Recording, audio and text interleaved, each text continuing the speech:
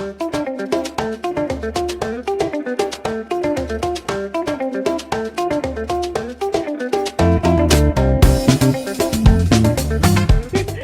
YCs. Today we are thrilled to be joined by our person of the month, Jesse Zesseu.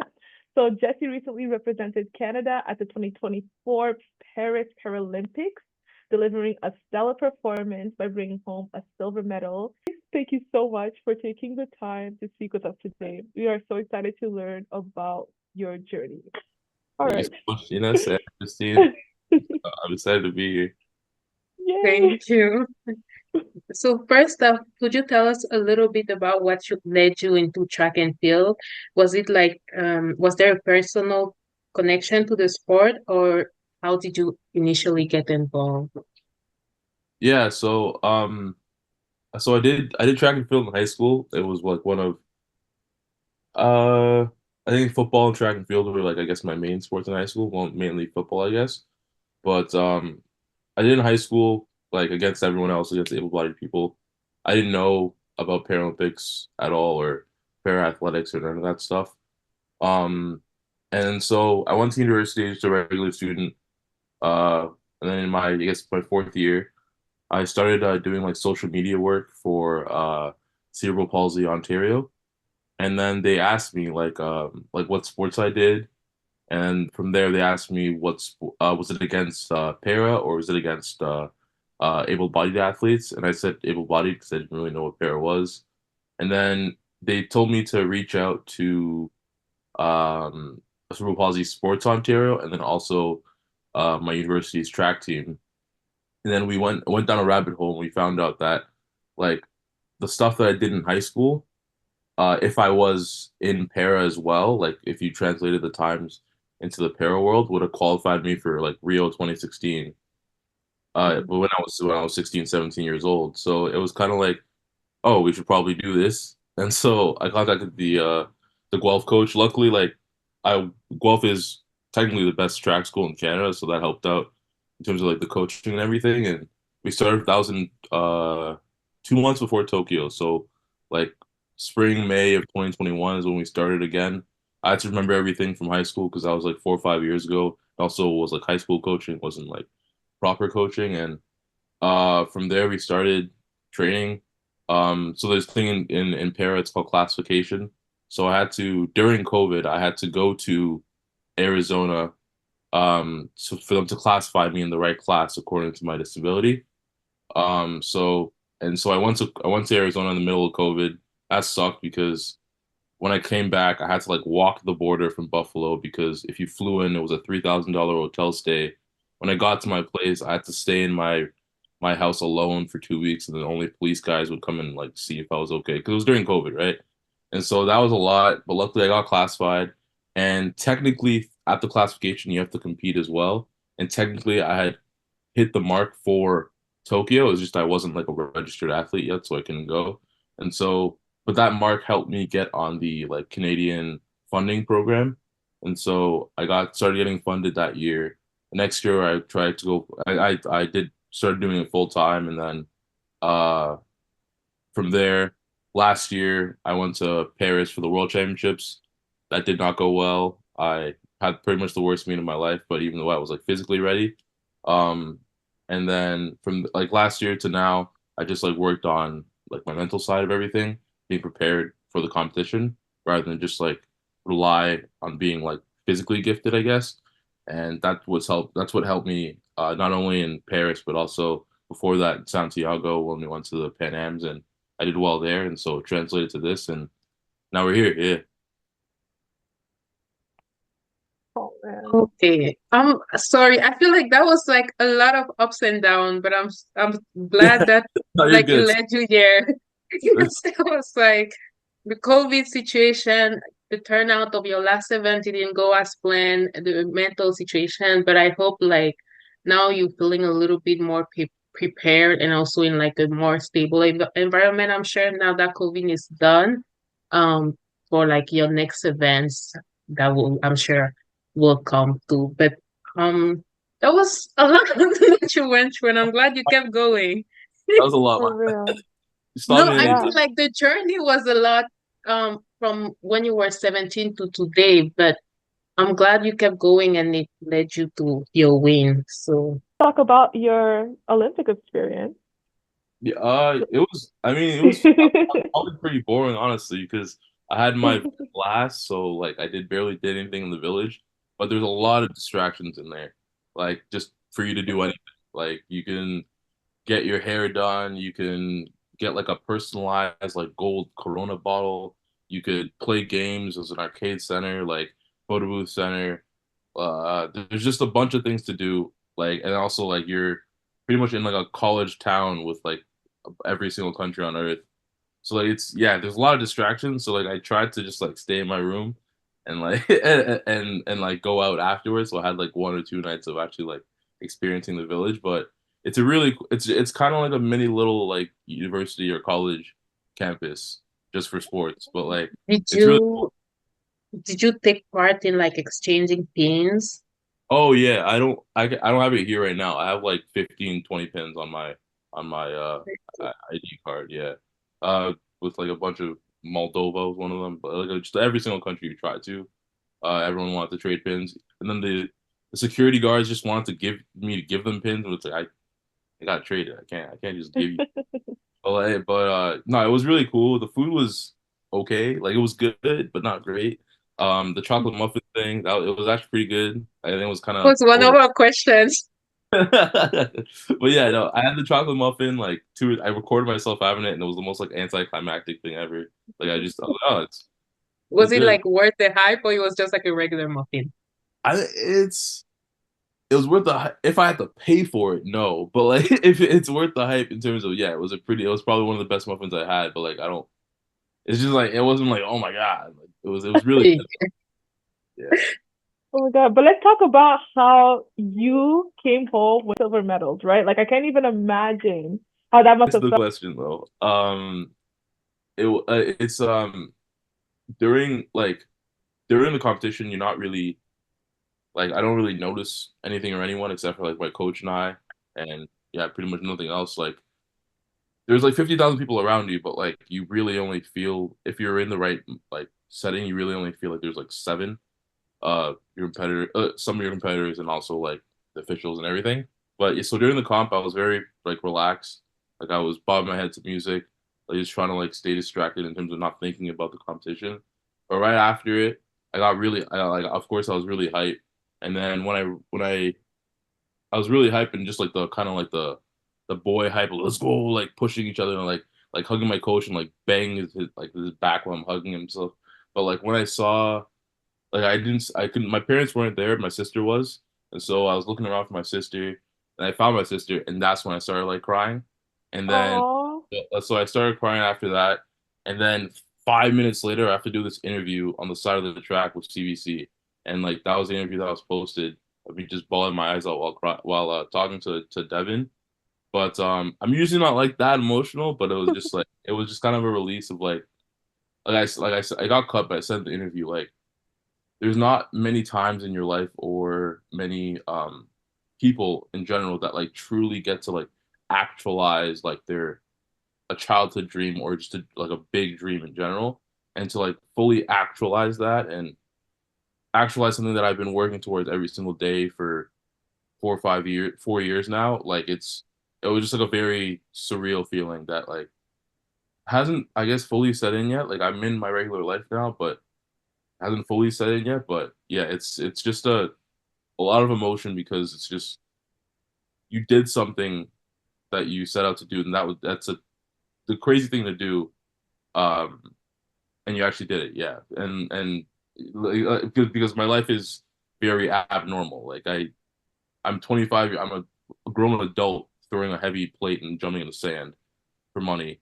Like I like it's like when I go to get-togethers with like high school friends, it's like, oh yeah, you work for like RBC, and I just jump and throw stuff. I don't know. Like I'm doing a children's game, and to do that as an adult, like it's a blessing, really, right? So yeah, But I'm sure like I feel like for most athletes the routine, like the daily routine is kind of not so much like a child routine, yeah, right? Like yeah. like how many times do you have training a week? Yeah, but it's very like not stringent. It's very stringent, like in terms of like I on my longest days, like I'll be straight up training like 7 or 8 hours, and like on my shortest days, it's like 2 or 3. And so when I train Monday, Tuesday, Thursday, Friday, Saturday, and then Wednesday is when I get treatment. So that takes another like 4 hour ordeal anyway. So like, if you include that, so yeah, it's a full time thing, and like that's why I'm saying it's like something you work towards every day, and then like regulating sleep and not being able to hang out with like friends, and Mm. sometimes it's isolating, not being able to see family because you're training, stuff like that. Or like eating the food that you would want to, like going home, my mom cooks something, I can't eat at the time, just stuff like that, Oh. right? But like, Sorry. um, you're good, you're good. No, it is sad, yeah. Uh, yeah, like No, because I love food. Like, oh, me imagine I too. can't eat That's what I'm saying. ehu. Like, Like I go wow. home now, Same. I ate whatever she made now, and it was great. But like sometimes in the season, it would be like I can't, I can't have that much baton egusi soup. I cannot have that. But like it's just not like you know what I mean. Like I can't. These are good food, but I just can't have that right now. I gotta like stick to very not boring, but like a routine of stuff. And yeah, so it was just like the everything built up is I don't even know what the question was at the beginning, but yeah, No, no, I understand. Like, I feel like I understand. It's kind of like probably not the same exactly, but like everybody has like most people, it's more like an academic goal, and then you like work toward it, do the applications, do the degree, and then you like stress yourself out applying 100 jobs a day. And then when you yeah, finally get like that job offer, it's like, okay, finally. But I can understand what you mean by like finally seeing it happen after putting in so much work and dedication. Like, sure, it feels rewarding. it's really rewarding for sure. Many emotions. Now, we read that you were born in Cameroon Yeah. and moved to Canada at 5. I Mhm. also moved at 6, so kind of the same thing. And like many of us, like first gen YCs, we Mhm. strive to connect with our roots through Yeah. YCA, for example. Yeah, that was So so never felt good.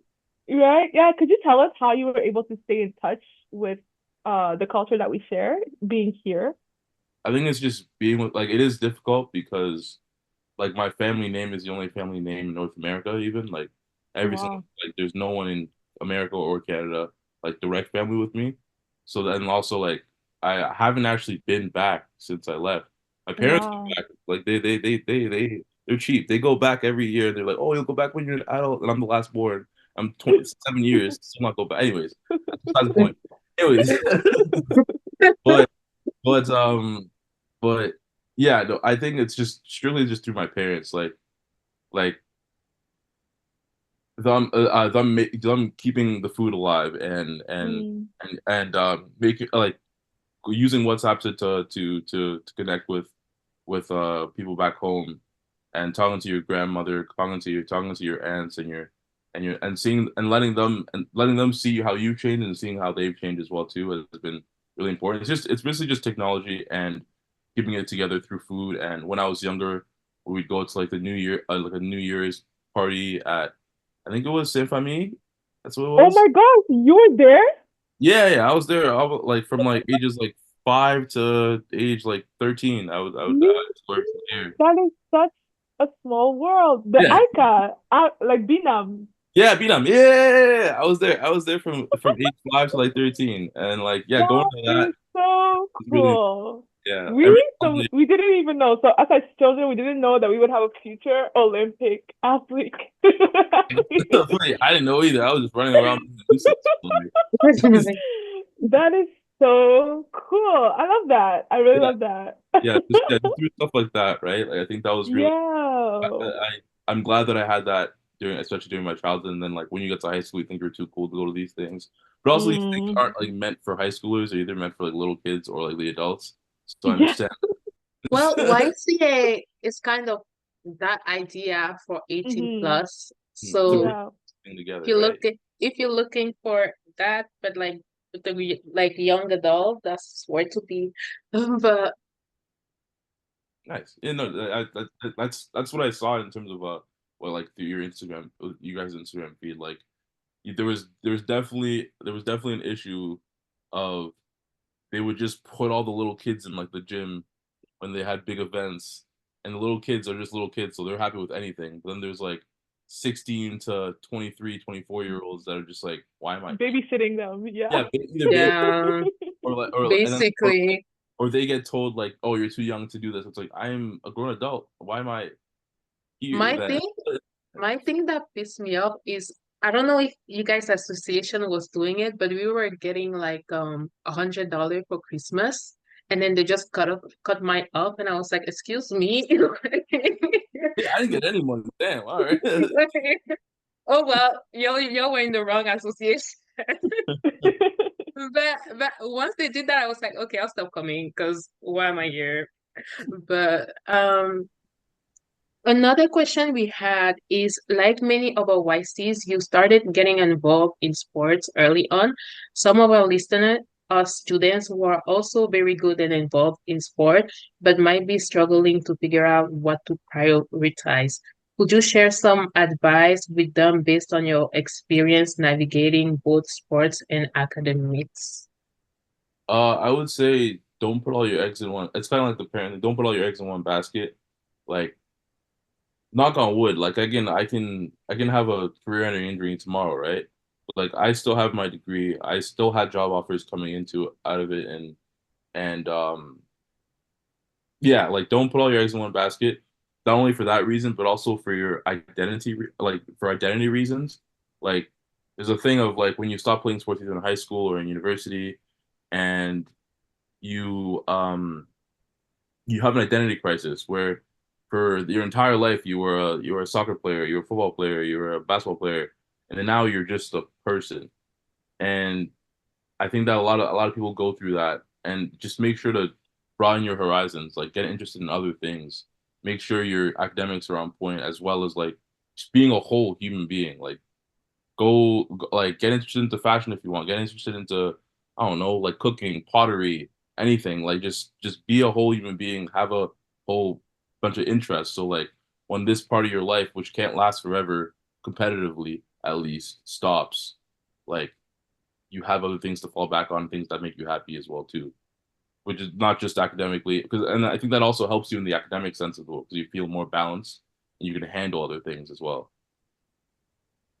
That's a Yeah. really good answer. I feel like with Honestly. everything, we always need to have like a couple of the hobbies, plan B, to Mhm. even for like mentally, as you said, like to like if one is like your money maker, like your main goal, another Mhm. one that's just to chill and rest and just for enjoyment is always good to have. And then a plan B, because we never know. Exactly. Knock on wood, but we never know. Exactly. Yeah. Um, but And to that, yeah. even with like my example, here's an example of like what my dad did for my sister, because like she used to get always kind of she gets stressed in school and stuff, and like he would literally make her like stop studying, go downstairs and watch like Kim Kardashian, like keeping up with the Kardashians or something, just like the most like mind-numbing thing to take her away from like you just need something. Oh, You can't be thinking about academics all the time as well either, right? He mhm. literally did a Pomodoro on her. Literally, yeah. Like you just yeah, That's you really go downstairs smart. and watch something that like doesn't add value to you That is intellectually. so. Just watch it. Yeah. So like so you can take your mind off of this, so you can come back fresher and more and better. Yeah. Shout out to your dad, for Yeah. real. No clothes. Yeah. Especially as an African parent. Yeah, he's like at the beginning he used to be like the classic African parent, but like he's really like chilled out a little bit. Like I like That's that. what happens after a couple year, they become a little bit numb. And the younger years, like you, the younger siblings, they get it really nice, really, really sweet. I I did get it nice. That's fair.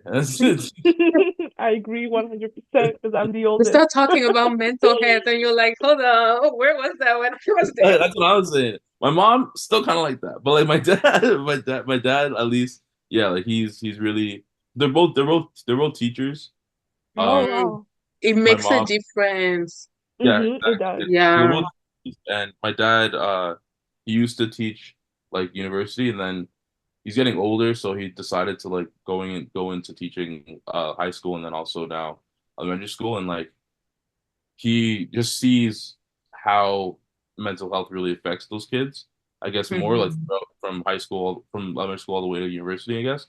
and like he really prioritizes that. He doesn't. If you come home now compared to 10 years ago, if you come home now and you have your GPA is a 3.0 and but you're not a mental wreck. He's way more happier than you coming home with a 4.0 and being depressed, right? So I Wow. recognize that. So I think that's the other important thing of I don't know, yeah, just regulating your life. School is not everything. Your body and your mental health is everything. So Mm-hmm. No, the Wow, I teaching like that thing is lesson.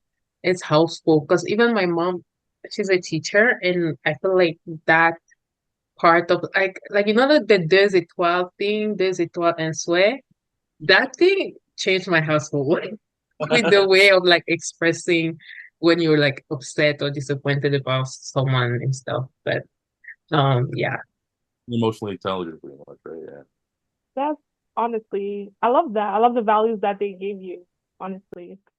Okay, lastly, I know your previous competition in Paris didn't go as planned Mm-hmm. because you were left disappointed with your performance. Mm-hmm. But it's the same thing for us, right? Like we also face setbacks in our journeys to achieving our dreams. So could you offer to our listeners, our YCs, some words of encouragement and talk about what helped you keep thriving during that challenging time? I know you did mention a bit like mental health and to regulate our body and mind, but would you like to add up to that? Uh, I think the one thing would be what I always had in my mind was like if you know you can do something and there's setbacks, just be patient. Like Mm. just be patient because it's kind of cheesy to say like the person you were 5, 10 years ago would still be extremely proud of the person you are now. You're just in your own head right now. So whatever you had in mind, and if you really, really are about that and you're really actually taking the steps to do it, just be patient. It will happen if you're doing it correctly.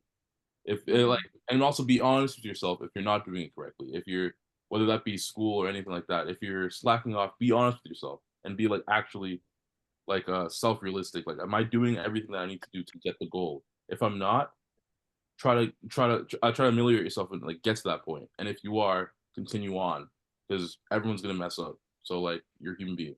Yeah. That's a I really like good that. answer. Yeah, honestly, that's a Yeah, good for call real. out. Is there anything though that you would like to add for us or like the YCs that are listening to you? Um, hello. I don't know. I'm glad that I found you guys' Instagram because uh I think you guys can all attest to it, especially um all of us were born outside of Canada, right? And so like coming to Canada and being children being immigrants ourselves and children of immigrants and the effects of I would say like of internalized colonialism kind of probably caused our parents to put us into very, very, very white spaces for a very, very long time growing up. And things like what you guys are doing are really important in terms of not getting us out of those spaces, but also, but having some kind of safe space, I guess, away from a life where through our schooling, like we were pretty much had to be because of them in terms of them thinking that we should go to safer schools or more academic schools or whatever, and because they think that the other areas with more black people aren't. Um, it's it can it's there's more of a chance of us slipping away from our culture. So what you guys Yeah. do is just extremely important in terms of bridging that gap and getting around people that are just like you, have the same experiences, have the same like background, and yeah, it's just really important because where I grew up in Toronto, like I went to literally the whitest Catholic high school in Toronto, like Yeah. and that was and like that's hard to do because like most of the Catholic high schools in Toronto are pretty multicultural. Mine, 1,500 students, 400 people in my grade, three black people, like and this Wow. is in Toronto, Yeah. like so Yeah. like and it's like yeah, like that would be difficult for someone to it's very difficult for someone to hang on to like their heritage, be just around that and you want to fit in, especially if you're 13 or 14, like you're insecure, obviously, so you want to fit in, right? And I think that is, yeah, it's just really important to what you guys are doing. Yeah, I don't know. Yeah. Thank No, you. appreciate it. Thank you. Thank Thank you so much, you. Jesse. Oh Thank you man. for your time, your fast response also to our request.